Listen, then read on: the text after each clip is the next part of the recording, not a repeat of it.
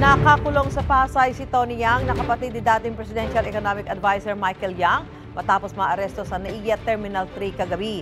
Ayon sa Bureau of Immigration na inaresto si Tony Yang dahil sa anilay undesirability, misrepresentation at pamemeke umano ng ilang dokumento para makakuha ng birth certificate sa Pilipinas.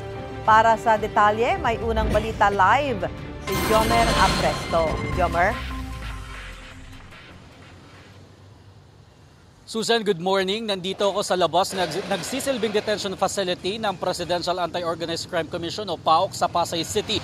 Dito dinala si Tony Yang, ang umano'y kuya ni Michael Yang na nooy economic advisor ni dating Pangulong Rodrigo Duterte matapos mahuli sa ikinasang operasyon ng BI, PAOK at ISAP kagabi. You're under arrest. You have the right to remain silent. Anything you say can be used against you in this investigation.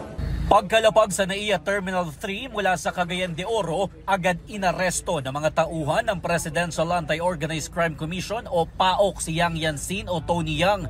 Siya ang nakatatandang kapatid ni Michael Yang na nooy economic advisor ni dating Pangulong Rodrigo Duterte.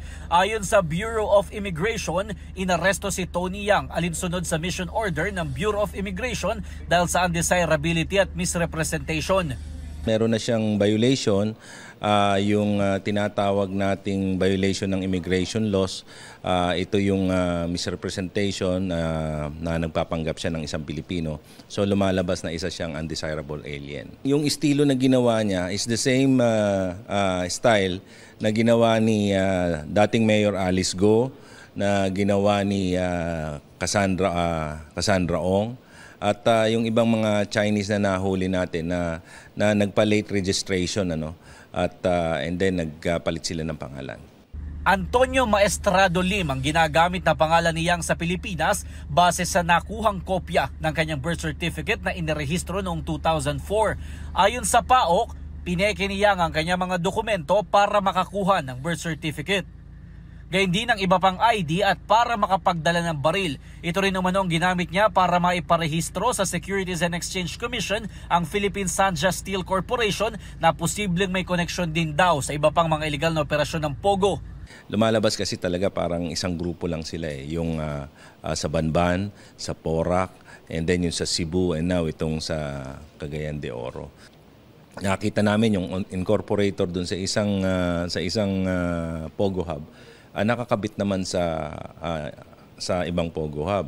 And sadly, hindi lang sila sa Pogo talaga umikot, Meron din sila mga names, may mga names kaming nakita na even dun sa mga bodega kung saan nakahuli ng mga drugs, nakita pa rin yung mga pangalan nila doon.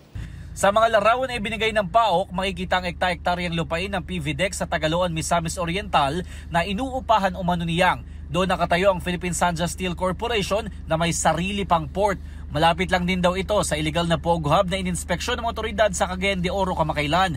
Mananatili muna sa custody ng PAOK si Yang habang wala pang desisyon ng korte. Bukod naman sa mga ID, nakuha din kay Yang ang ilang gamit tulad ng luxury watch na aabot daw sa mahigit 2 million pesos ang halaga at 1.4 million pesos na cash. Nakatakda namang ipatawag sa susunod na House Quad Committee si Yang para sa posibleng koneksyon niya sa iba pang illegal na Pogo sa bansa. We will be inviting him over here sa next hearing, probably on Wednesday, para at least to ask him why he was able to put up a corporation, yung Sanjia Steel Corporation, and being a Chinese national, so how they were able to purchase yung mga lote doon, and how were they able to put up a port doon sa Cagayan de Oro City.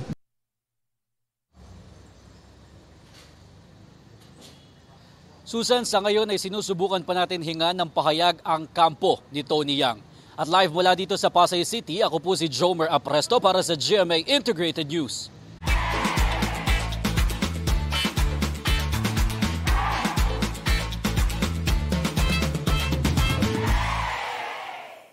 Mga kapuso, para una ka sa mga balita, mag-subscribe sa GMA Integrated News sa YouTube. Sa mga kapuso abroad, subaybayan niyo po kami sa GMA Pinoy TV at sa www.gmanews.tv.